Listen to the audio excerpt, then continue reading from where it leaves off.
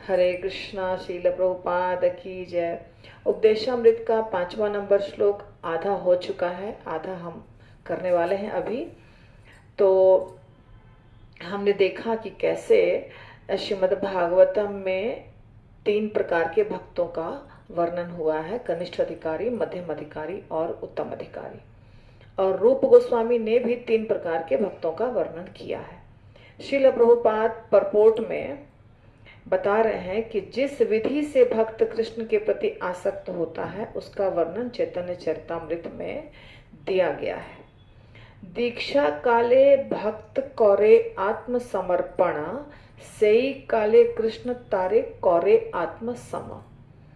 दीक्षा के समय भक्त अपने आप को समर्पित कर देता है भगवान के प्रति, गुरु के प्रति, और उसी समय कृष्ण भी उसे स्वीकार कर लेते हैं। कौरे आत्मसम। दीक्षा कैसे होती है? दीक्षा की व्याख्या श्री रूप गोस्वामी ने किया है भक्ति संदर्भ में। दिव्य ज्ञानम यतो दद्यात कुर्यात पापस्य संक्षयम, तस्मात् दीक्षेति सा प्रोक्ता देशी कैस्तत्व को विदय है। दीक्षा के द्वारा मनुष्य में क्रमशः भौतिक भोग के प्रति अरुचि और आध्यात्मिक जीवन के प्रति रुचि उत्पन्न होती है। जब दीक्षा होता है तो क्या होता है? कुछ तो परिवर्तन होना चाहिए। दीक्षा उसे कहते हैं जब व्यक्ति में ये परिवर्तन होना चाहिए। कौन सा परिवर्तन? भौतिक भोग के प्रति अरुचि और आध्यात्मिक जीवन के प्रति रुचि, ये होना चाहिए। ये उत्पन्न होता है दीक्षा के समय, ऐसा होता है। यदि हम ठीक से नियमों का पालन कर रहे हैं, गुरु के आदेशों का पालन कर रहे हैं तो ये अवश्य होगा। यदि हम केयरलेस हैं तो संभव नहीं है। तो हमने इसके अनेक व्यावहारिक उदाहरण विशेषतया यूरोप तथा अमेरिका में देखे हैं। ऐसे अनेक छात्र जो धनी तथा सम्मानित परिवारों से हमारे पास आते हैं, वे तुरंत ही भौतिक भोग के प्रति रुचि का अंत करके आध्यात्मिक जीवन में प्रवेश करने के लिए अत्यंत उत्सुक रहते हैं। यद्यपि वे अत्यंत धनी परिवारों से आते हैं तो भी उनमें से अनेक ऐसी जीवन दशाओं को स्वीकार करते हैं जो बहुत सुखदायी नहीं होती। निस्संदेह वे कृष्ण के लिए कोई भी जीवन दशा स्वीकार करने के लिए तैयार रहते हैं, यदि वे मंदिर में रह सकें तथा वैष्णवों की संगति कर सकें। ये प्रभुपाद बता रहे हैं। प्रभुपाद ने बहुत प्रचार किया सारे देश विदेश सब जगह घूम घूम कर। तो उनके पास बहुत अमीर बच्चे भी आए उस समय। अभी तो वो सब गुरु महाराज और बड़े बड़े वैष्णव हैं। तो उस समय वो सब अच्छे घरों के थे और बहुत सुखी संपन्न घर से थे, तो उन्हें आदत नहीं थी कष्ट उठाने की। पर जब वो प्रभुपाद के पास आए तो उन्होंने वो सारा कष्ट स्वीकार किया भगवान की प्रसन्नता के लिए, गुरु की प्रसन्नता के लिए। तो प्रभुपाद कह रहे हैं कि वैष्णवों की संगति से ये संभव है। जब कोई भौतिक भोग के प्रति इस प्रकार उदास हो जाता है तो वह गुरु द्वारा दीक्षा पाने के योग्य बनता है। आध्यात्मिक जीवन में प्रगति करने के लिए श्रीमद् भागवतम की संस्तुति है, तपसा ब्रह्मचर्येण शमेन च दमेन च। जब कोई व्यक्ति दीक्षा ग्रहण करने के लिए तत्पर होता है तो उसे तपस्या, ब्रह्मचर्य एवं मन तथा शरीर पर संयम रखने के लिए तैयार रहना चाहिए। यदि वह इस तरह तैयार रहता है तो और आध्यात्मिक ज्ञान प्राप्त करने के लिए इच्छुक रहता है तो वह दीक्षा के लिए उपयुक्त होता है। दिव्यम ज्ञानम को शास्त्रीय दृष्टि से तत्व तद विज्ञान या परमेश्वर का ज्ञान कहा जाता है। तद विज्ञानार्थम स गुरुम एव अभिगच्छेत। जब कोई ब्रह्म के दिव्य विषय में रुचि रखे तो उसे दीक्षा दी जानी चाहिए। ऐसे व्यक्ति को दीक्षा ग्रहण करने के लिए गुरु के पास पहुंचना चाहिए। श्रीमद् भागवतम की यह भी संस्तुति है, तस्मात् गुरुम प्रपद्येत जिज्ञासु श्रेय उत्तमम। जब कोई सचमुच ही परम सत्य के दिव्य ज्ञान में रुचि रखे तो उसे गुरु के पास जाना चाहिए। तो यदि गुरु किसी को दीक्षा देते हैं तो उसमें ये योग्यता देखते हैं, उन्हें लगता है कि ये उचित है, देने लायक है, ये व्यक्ति सही है, तो देते हैं। तो आध्यात्मिकता में रुचि होना आवश्यक है। तपस्या, ब्रह्मचर्य का पालन, शरीर एवं मन पर कंट्रोल या संयम, ये सब रखने का प्रयास करना चाहिए। और ये क्वालिटी शिष्य में दिखाई देती है गुरु को, तब गुरु उसको दीक्षा देते हैं। और इसका वर्णन भागवतम में है, जो श्लोक प्रभुपाद ने बताया, तद विज्ञानार्थम स गुरुम एव अभिगच्छेत। जब उसकी ब्रह्म में रुचि होती है, ब्रह्म यानी भगवान, ब्रह्म के दिव्य विषय में रुचि होती है, तब तस्मात् गुरु प्रपद्येत जिज्ञासु श्रेय उत्तम। जिज्ञासु होना चाहिए शिष्य को दिव्य ज्ञान में। जो शिष्य बनने के लिए आ रहा है, जिससे अभी शिष्य बनने की इच्छा है, उसे दिव्य ज्ञान में रुचि होनी चाहिए। मनुष्य को चाहिए कि यदि वह गुरु के आदेशों का पालन न कर सके तो गुरु न बनाए, न ही उसे आध्यात्मिक जीवन का दिखावा करने के लिए गुरु बनाना चाहिए। उसे जिज्ञासु अर्थात प्रामाणिक गुरु से सीखने के लिए अत्यंत उत्सुक रहना चाहिए। वह जो प्रश्न पूछे उसे दिव्य ज्ञान से संबंधित होना चाहिए। उत्तमम शब्द भौतिक ज्ञान से जो ऊपर है हो उसको बताता है। तम का अर्थ है भौतिक जगत का अंधकार और उत का अर्थ है दिव्य। सामान्यतः लोग सांसारी विषयों के प्रति जिज्ञासा प्रकट करने में अधिक रुचि लेते हैं, किंतु जब किसी की यह रुचि जाती है और वह केवल दिव्य विषयों में रुचि लेने लगता है तो वह दीक्षा दिए जाने के योग्य होता है। जब कोई प्रामाणिक गुरु द्वारा सचमुच दीक्षित होता है और भगवान की सेवा में लग जाता है तो उसे मध्यम अधिकारी मानना चाहिए। तो प्रभुपाद कह रहे हैं दिखावा करने के लिए गुरु नहीं बनाना है कि हर व्यक्ति के पास एक गुरु है तो मेरे पास भी एक गुरु होना चाहिए, ऐसा नहीं करना चाहिए। जब दिव्य ज्ञान में रुचि हो कि मुझे दिव्य ज्ञान चाहिए, मुझे भगवान के बारे में जानना है, तब गुरु स्वीकार करना चाहिए। स्वीकार मतलब गुरु के पास जाना चाहिए। गुरु तो आपको शिष्य के रूप में स्वीकार करेंगे तभी संभव है, पर हमें प्रयास करना होता है गुरु के पास जाने का प्रयास, उनसे सीखने का प्रयास, उनसे पूछने का भक्ति में कैसे आगे बढ़े, ये सारा प्रयास हमें करना चाहिए। गुरु सिर्फ एक स्टैंप नहीं है, हमको गुरु हो गया बस गुरु का फोटो लगा दिया ड्राइंग रूम में, साल भर कभी कुछ नहीं किया, खाली गुरु पूजा के दिन कर लिया, जाकर उनको पैसा वैसा दिया, ऐसे फायदा नहीं है। गुरु के आज्ञा का पालन करना नहीं है तो गुरु स्वीकार मत करो। प्रभुपाद साफ साफ कह रहे हैं यदि गुरु के आज्ञा का पालन नहीं करना है तो गुरु स्वीकार करने की आवश्यकता नहीं है। कृष्ण के पवित्र नामों का कीर्तन इतना भव्य है कि यदि कोई 10 अपराधों से बचते हुए हरे कृष्ण महामंत्र का कीर्तन करता है तो वह क्रमशः ज्ञान के उस बिंदु तक उठ जाता है जहां भगवान के पवित्र नाम तथा स्वयं भगवान में कोई अंतर नहीं रह जाता है। जो व्यक्ति इस ज्ञान को प्राप्त कर ले उसका नवदीक्षित भक्तों के द्वारा आध्यात्मिक सम्मान होना चाहिए। उसे यह भली भांति जान लेना चाहिए कि निरपराध भाव से भगवान नाम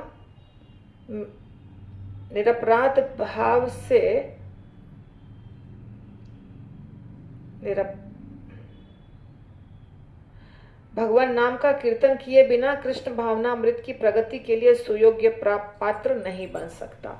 तो भगवान के नाम का उच्चारण करना होगा और 10 नाम अपराध से बच करके करना होगा।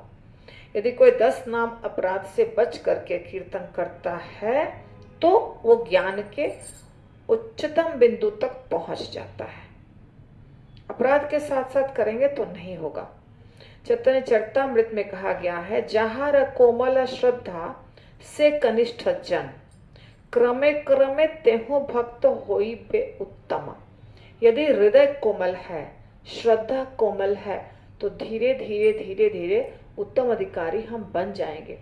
शुरू में यदि हम कनिष्ठ हैं पर हृदय कोमल है, हृदय का कोमल होना अति आवश्यक है। तो धीरे धीरे धीरे धीरे हम उत्तम भी बन जाएंगे। जिसकी श्रद्धा कोमल तथा नम्य हो वह नव दीक्षित कहलाता है, लेकिन इस विधि का क्रमशः पालन करते हुए वह प्रथम श्रेणी के भक्त के पद तक उठ जाएगा। प्रत्येक व्यक्ति अपनी भक्ति का शुभारंभ नवदीक्षित अवस्था से करता है, किंतु यदि वह हरिनाम जप को ढंग से पूरा करता है तो वह क्रमशः उत्तम अधिकारी के उच्चतम पद को प्राप्त करता है। कृष्ण भावना मृत आंदोलन नित्य 16 माला जप करने की संस्तुति करता है, क्योंकि पाश्चात्य देशों के लोग माला पर अधिक काल तक जप करते हुए एकाग्र नहीं रह सकते। प्रभुपाद ने 16 माला का नियम बनाया और प्रभुपाद रीजन बता रहे हैं। बहुत क्वेश्चन उठता है कि 16 माला क्यों, तो प्रभुपाद कह रहे हैं इसीलिए 16 रखा मैंने क्योंकि फॉरेन कंट्री के जो लोग हैं पाश्चात्य देश के, वो 16 से ज़्यादा नहीं कर पाएंगे। 16 माला जितने समय में होता है उतना बहुत हो गया कंसंट्रेट करने के लिए, एकाग्र करने के लिए। अतएव न्यूनतम संख्या में जप का निर्धारण किया गया है। किंतु श्रील भक्ति सिद्धांत सरस्वती ठाकुर कहा करते थे, जब तक कोई 64 माला जप न कर ले उसे पतित समझना चाहिए। पतित। श्रील भक्ति सिद्धांत सरस्वती महाराज और उनके सारे शिष्य सब 64 माला का रोज जप करते थे। 64 माला यानी 1 लाख नाम। प्रभुपाद ने उसको घटा घटा के अंत में 25,000 यानी 16 माला पर लाकर स्टॉप कर दिया। उनकी गणना के अनुसार हम सभी पतित हैं, चूंकि हम परमेश्वर की सेवा पूरी गंभीरता तथा छल कपट के बिना करने के लिए प्रयत्नशील रहते हैं। अतएव हमें परम पतित पावन श्री चैतन्य महाप्रभु की कृपा की आशा है। तो प्रभुपाद कह रहे हैं कि उनके गुरु महाराज यानी भक्ति सिद्धांत सरस्वती महाराज के अनुसार हम सब पतित हैं, क्योंकि हम कितना माला कर रहे हैं? सिर्फ 16 कर रहे हैं। उन्होंने क्या कहा है? कम से कम 64 माला रोज। यदि 64 नहीं कर रहे हैं तो हम पतित हैं। तो श्रील चैतन्य महाप्रभु पतित पावन हैं तो कृपा करेंगे हमारे ऊपर। जब चैतन्य महाप्रभु के परम भक्त श्रील सत्यराज्य खान ने महाप्रभु से पूछा कि वैष्णव को किस तरह पहचानना चाहिए, तो महाप्रभु ने कहा, प्रभु कहे जार मुखे सुनी एक बार कृष्ण नाम, सेई पूज्य श्रेष्ठ सभाकार। महाप्रभु से पूछा किसको कहते हैं वैष्णव, तो महाप्रभु ने क्या कहा, एक बार भी यदि कृष्ण का नाम कहता है तो वैष्णव है। एक बार भी कृष्ण का नाम सुनाई दिया उसके मुख से तो उसे व्यक्तियों में, समस्त व्यक्तियों में श्रेष्ठ व्यक्ति मान लेना चाहिए। फिर आगे कहा, अतएव जार मुखे एक कृष्ण नाम, से त वैष्णव कोरिहो तहार सम्मान। अतएव जिसके मुख से एक बार कृष्ण का नाम निकलता है उसको वैष्णव समझो और उसका सम्मान करो। तो जो कृष्ण के पवित्र नाम के कीर्तन में अभिरुचि रखता है या जो अभ्यासवश कृष्ण के नामों का कीर्तन करना पसंद करता है, उसे वैष्णव के रूप में स्वीकार करना चाहिए और कम से कम मन से तो उसका सम्मान करना ही चाहिए। चैतन्य चरितामृत में ऐसा कहा गया है। और हमारे एक मित्र जो प्रसिद्ध अंग्रेजी संगीतकार हैं, जॉर्ज हैरिसन के बारे में प्रभुपाद कह रहे हैं, वे कृष्ण के पवित्र नाम के कीर्तन के प्रति आकृष्ट हैं। यहाँ तक कि उन्होंने अपने रिकॉर्ड में भी कृष्ण के पवित्र नाम का अनेक बार उल्लेख किया है। वे अपने घर में कृष्ण के चित्रों को नमस्कार करते हैं और कृष्ण भावना अमृत के प्रचारकों का भी आदर करते हैं। सभी तरह से उनके मन में कृष्ण के नाम तथा कृष्ण के लीलाओं के प्रति आदर भाव है। अतएव हम बिना किसी संकोच के उन्हें सम्मान देते हैं, क्योंकि हम देख रहे हैं कि ये महाशय क्रमशः कृष्ण भावना अमृत की ओर अग्रसर हो रहे हैं। ऐसे व्यक्ति को सदा सम्मान देना चाहिए। निष्कर्ष यह निकला कि जो व्यक्ति पवित्र व्यक्ति पवित्र नाम का नियमित कीर्तन करते हुए कृष्ण भावनामृत में प्रगति करने का प्रयास कर रहा है, उसका सम्मान वैष्णवों का धर्म है। दूसरी ओर हमने देखा कि हमारे कुछ समकालिक जो महान उपदेशक माने जाते हैं, वे क्रमशः देहात्म बुद्धि की ओर गिरते जा रहे हैं, क्योंकि वे भगवान के पवित्र नाम का कीर्तन करने में असफल रहे। दो तरह की बात प्रभुपाद ने कही। एक कहा कि एक म्यूजिशियन है, यानी जॉर्ज हैरिसन। उस समय वो हरे कृष्ण महामंत्र के ऊपर रिकॉर्ड्स बनाते थे, शोज करते थे। तो प्रभुपाद कह रहे हैं उनका धीरे धीरे रुचि बढ़ रहा है कृष्ण भावनामृत के तरफ। हालांकि वो नए हैं, बिल्कुल कनिष्ठ अधिकारी हैं, दीक्षा भी नहीं हुई उनकी कभी, जॉर्ज हैरिसन की दीक्षा नहीं हुई। और कह रहे हैं कि दूसरा कोई व्यक्ति है जो बहुत बड़ा प्रचारक है, प्रीचर है, परंतु वो ठीक से कीर्तन नहीं किए, इसीलिए उनका भौतिक जीवन के प्रति रुचि बढ़ रहा है।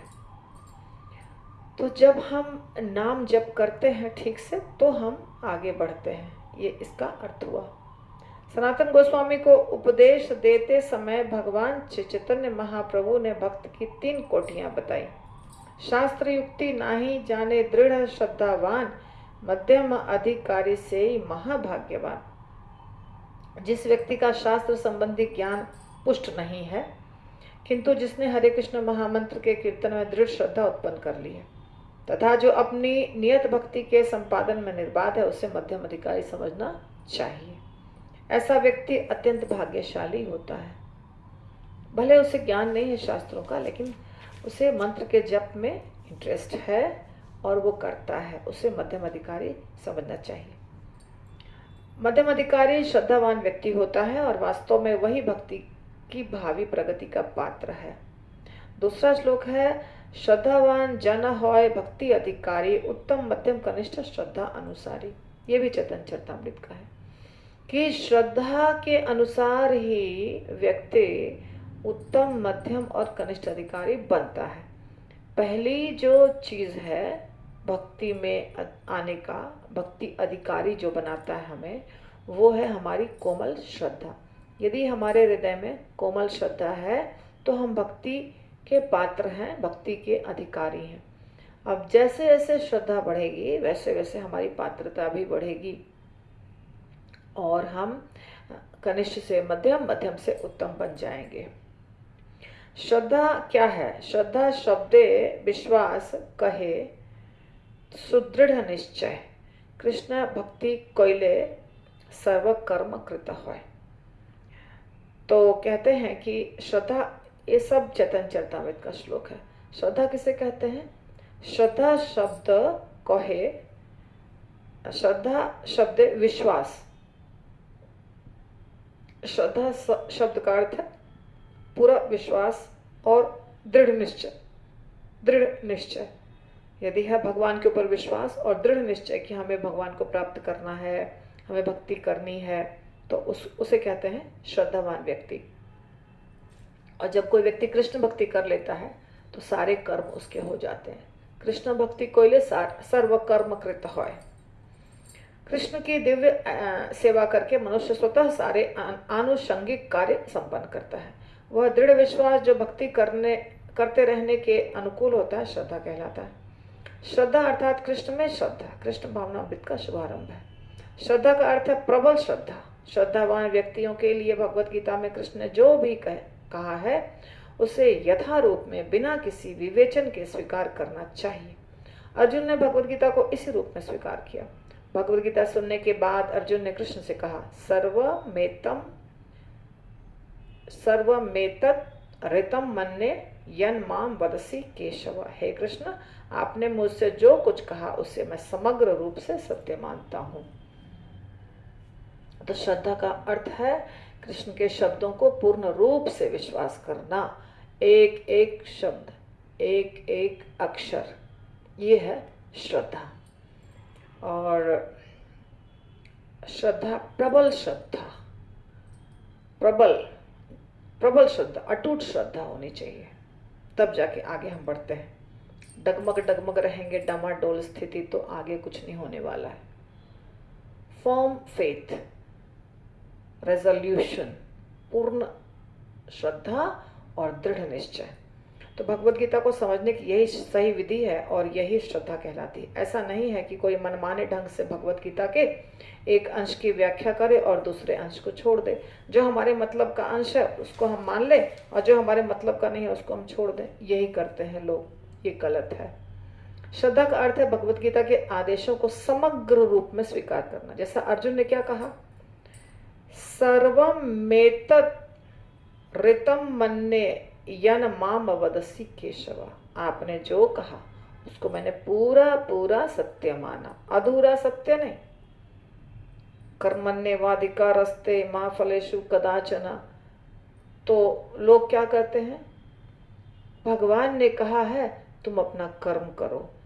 एक भक्त मुझे मिला था, वो कह रहा है बार बार, भगवान ने कब कहा है कि 24 घंटे तुम मेरा नाम लो। भगवान ने कहा है तुम मेरा 24 घंटे नाम मत लो, लेने की जरूरत नहीं है। मैंने कहा कहाँ कहा है बताओ। वो नहीं पता, ऐसा प्रचार करके रखा है लोगों ने। इजी, भगवत गीता को अपने इच्छा के अनुसार ढाल लो। कर्मण्येवाधिकारस्ते, बस इसके आगे कुछ नहीं। वो अधिकार भी नहीं, कर्मण्येवाधिकारस्ते अधिकार हमारा, तुम्हारा कर्म करने में अधिकार है, कर्म करो बस, कर्म ही पूजा, ऐसा ऐसा लोग बोलते हैं। ये गलत है, पूरा स्वीकार करना पड़ेगा। तो श्रद्धा का अर्थ है समग्र रूप से स्वीकार करना भगवत गीता के आदेशों का, विशेष रूप से सर्वधर्मान परित्यज्य मामेकम शरणम व्रज। अर्थात सारे धर्मों का त्याग करके मेरे शरण में आओ, इस अंतिम श्लोक को स्वीकार करना। अंत में तो कृष्ण ने यही कहा अर्जुन को। तो जब कोई इस आदेश के प्रति पूर्णतया श्रद्धावान हो जाता है तो उसकी यह दृढ़ श्रद्धा आध्यात्मिक जीवन में प्रगति करने के लिए आधारभूत बन जाती है। जब कोई हरे कृष्ण महामंत्र के कीर्तन में पूरी तरह संलग्न रहता है तो उसे क्रमशः अपने आध्यात्मिक स्वरूप का बोध होता है। जब तक मनुष्य श्रद्धा पूर्वक हरे कृष्ण मंत्र का कीर्तन नहीं करता तब तक कृष्ण प्रकट नहीं होते। सेवोन्मुखे ही जिह्वादो स्वयमेव स्फुरत्यतः। जिह्वा के द्वारा ही सेवा शुरू होती है। सेवोन्मुखे ही जिह्वादो स्वयमेव स्फुरत्यतः। जब हम मुख से नाम लेते हैं तो भगवान प्रकट होते हैं। किसी कृत्रिम साधन से भगवान की अनुभूति प्राप्त नहीं होती है। इसीलिए ये जीभ से शुरू करना होगा। सेवा कहाँ से शुरू करनी होगी? जीभ से, अर्थात नाम लेने से। श्रद्धा पूर्वक भगवान की सेवा करनी होगी और जीभ से ये प्रारंभ होता है। सेवोन्मुखे ही जिह्वादो, जिसका अर्थ है हमें भगवान के पवित्र नाम का कीर्तन करना चाहिए और कृष्ण प्रसाद ग्रहण करना चाहिए। हमें न तो कोई अन्य कीर्तन स्वीकार करना चाहिए, न हमें कोई अन्य कीर्तन करना चाहिए, न स्वीकार करना चाहिए। जब इस विधि का श्रद्धा पूर्वक पालन किया जाता है तो भगवान स्वयं प्रकट हो जाते हैं। स्वयमेव स्फुरत्यतः। जब कोई व्यक्ति अपने आप को कृष्ण का नित्य सेवक मान लेता है तो वह कृष्ण की सेवा के अतिरिक्त और किसी चीज में रुचि नहीं लेता है। वह सदैव कृष्ण का चिंतन करता है, कृष्ण के पवित्र नाम के प्रसार के हेतु सारे कार्य करता है, ढूंढता है उपाय कैसे कैसे हम कृष्ण के नाम का प्रचार करें। सोचता है कि उसका एकमात्र कार्य विश्व भर में कृष्ण भावनामृत आंदोलन का प्रसार करना है। ऐसे व्यक्ति को उत्तम अधिकारी मानना चाहिए और 6 विधियों के अनुसार ददाति प्रतिग्रहणाति जो है उसकी संगति स्वीकार करना चाहिए। तो ये जो 6 विधि बताया प्रभुपाद ने, रूप गोस्वामी ने, वो किसके लिए है? यहाँ बता रहे हैं कि जो व्यक्ति समूचे दुनिया में प्रचार करना चाहता है, जिसको पूर्ण विश्वास है कृष्ण के ऊपर, वैसे व्यक्ति के साथ ये डील करना है, सबके साथ नहीं करना है। कौन सा डील? ददाति प्रतिग्रहणाति वाला, गुह्यम आख्याति, ये 6 जो आदान प्रदान के लिए है। निस्संदेह प्रगत उत्तम अधिकारी वैष्णव भक्त को गुरु रूप में स्वीकार करना चाहिए और जो कुछ पास में हो उन्हें समर्पित करना चाहिए, क्योंकि यह आदेश है कि मनुष्य के पास जो कुछ भी हो वह गुरु को दे दिया जाए। विशेषतया ब्रह्मचारी से आशा की जाती है कि वह अन्यों से भिक्षा मांगकर गुरु को प्रदान करे, किंतु स्वरूप सिद्ध हुए बिना किसी को महाभागवत के आचरण का अनुकरण नहीं करना चाहिए, क्योंकि ऐसा अनुकरण करने से पतन होता है। तो गुरु को सब दे देना चाहिए, ऐसा प्रभुपाद यहाँ बता रहे हैं। खास करके ब्रह्मचारी को सब देना चाहिए, यानी पूर्ण रूप से समर्पित होना चाहिए। जो भिक्षा मांग के लाते हैं वो गुरु को देना चाहिए। तो ये ब्रह्मचारी का डिपार्टमेंट है, हमारा डिपार्टमेंट नहीं है। तो ब्रह्मचारी सोचेंगे उनको क्या बताया है गुरु ने। इस श्लोक में श्री रूप गोस्वामी भक्त को कम से कम इतना बुद्धिमान बनने के लिए उपदेश देते हैं जिससे वह कनिष्ठ, मध्यम तथा उत्तम अधिकारी में अंतर कर सके। भक्त को अपनी भी स्थिति जाननी चाहिए और किसी उच्च पदासीन भक्त का अनुकरण नहीं करना चाहिए। इस संबंध में श्रील भक्ति विनोद ठाकुर ने कुछ व्यावहारिक संकेत दिए हैं। उत्तम अधिकारी वैष्णव को उसकी इस सामर्थ्य के अनुसार पहचाना जा सकता है कि वह अनेक पतित आत्माओं को वैष्णव मत में अपना लेता है। जो प्रीच कर बहुत लोगों को प्रीच किया है, बहुत लोगों को भक्त बना दिया है, वो उत्तम अधिकारी है। जब तक कोई उत्तम अधिकारी का पद प्राप्त न कर ले तब तक वह गुरु न बने। एक नवदीक्षित वैष्णव या मध्यावस्था पद को प्राप्त वैष्णव भी शिष्य बना सकता है, लेकिन ऐसे शिष्यों को उसी स्तर तक का होना चाहिए और वह जान लेना चाहिए कि उसके अपर्याप्त मार्गदर्शन में ऐसे शिष्य जीवन के चरम लक्ष्य की ओर ठीक से प्रगति नहीं कर सकते। अतएव शिष्य को सतर्क रहना चाहिए कि गुरु के रूप में उत्तम अधिकारी को ही स्वीकार करे।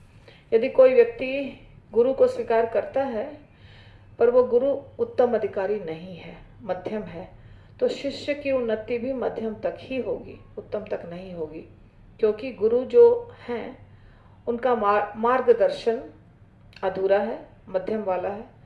जब गुरु मध्यम तक है तो शिष्य कैसे ऊपर उठेंगे, वो भी मध्यम ही रहेंगे। इसलिए प्रभुपाद कह रहे हैं गुरु हमेशा उत्तम अधिकारी को ही स्वीकार करना चाहिए, गुरु मध्यम या कनिष्ठ को नहीं बनाना चाहिए। तो ये आपका 5वां नंबर श्लोक पूरा हो गया। यदि कोई प्रश्न हो तो पूछा करिए कमेंट बॉक्स में, और जो मुझे जानते हैं वो पर्सनली पूछ सकते हैं। जो नहीं जानते हैं, सिर्फ YouTube पर देखते हैं, वो कमेंट बॉक्स में पूछ सकते हैं। अगर आपको वीडियो अच्छा लगता है तो लाइक, शेयर और सब्सक्राइब कर दीजिए। हरि बोल। श्रील प्रभुपाद की जय। निताई गौर प्रेमानंदे। हरि हरि बोल।